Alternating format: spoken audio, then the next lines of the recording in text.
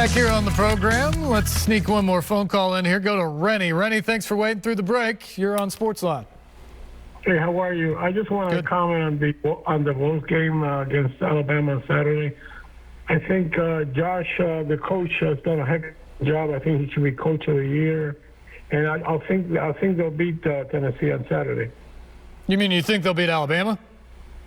They'll beat Alabama. Yeah, I'm sorry. Yeah, I think they'll beat Alabama by touchdown. Wow. Over. Well, and also, go ahead. I was just going to say, Vols fans would take any win, no matter the score. Go ahead. Yeah. And also on the Titans, I think they just to be ready just to every game is going to be a close ball game. That's the way NFL's. I've been checking the scores the last couple of weeks, and they but 3 points, 7 point spreads. I mean, there's no blowout. You know, I saw a couple of blowouts, but mainly all even scores. But that's my comment. Yeah, no, Rennie, you're right. Thank you very much. That's so true.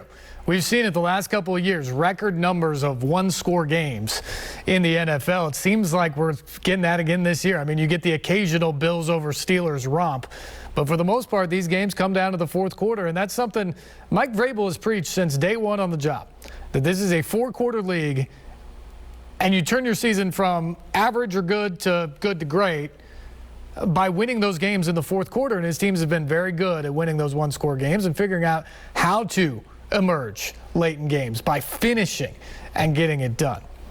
Talked about it. Clark Lee, Vanderbilt getting set for the trip down between the hedges to take on #1 Georgia this weekend. Here is the Commodores coach earlier today. But I've lost the ability to be cool, I guess. That comes with the job title. I think so, yeah. That's what they say.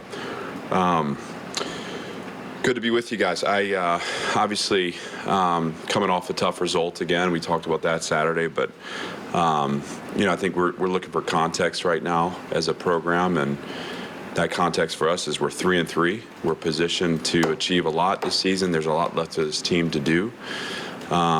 We've lost to 3 opponents that are in the top 15, 2 of which are in the top 10, and we're in an historic stretch of games here for this program this weekend, facing the 3rd top 10 team in a row.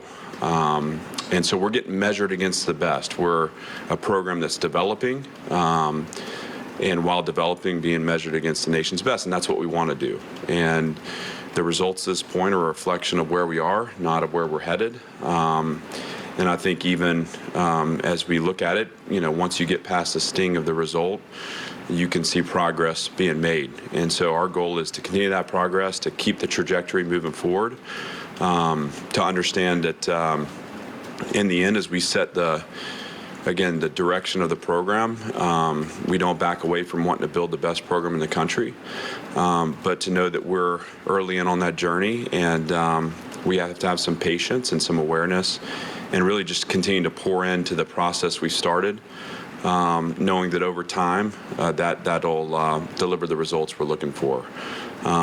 This team's excited about the challenge of going to play the #1 team in the country this weekend. We're excited to go down to Athens and play in a fun environment on the road.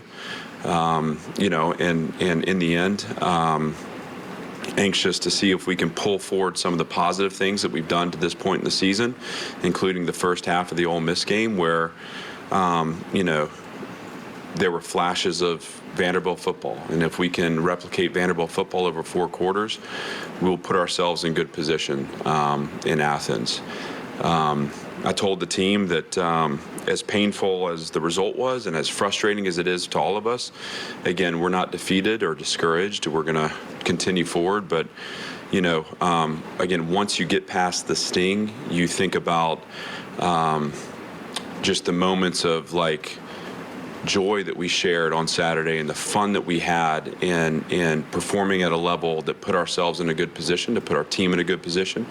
And now it's our job to replicate those moving forward. So to get right back in the fight and to find that formula again and that confidence again that put us in position heading into halftime to be up, and then stretch out over 4 quarters and find out what our highest level is no matter who we're playing against. So just some perspective here.